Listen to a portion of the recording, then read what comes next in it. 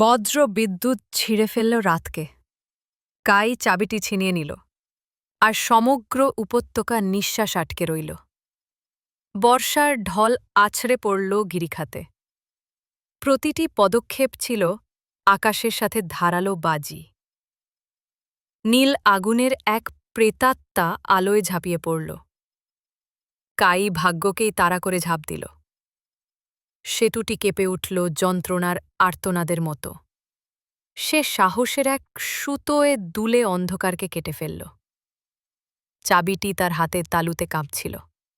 খোদাই করা দরজাটি দাঁড়িয়েছিল কুণ্ডলি পাকানো বজ্রের মতো। হঠাৎ নেমে এলো নীরবতা, ভোরের মতো শান্ত। উপত্যকা আবার শ্বাস নিল, আর কাই দৌড়ে ফিরল ঘরে, আগের চেয়ে সাহসী হয়ে। Want more? Subscribe to Valem and hit the bell. More wild stories are coming.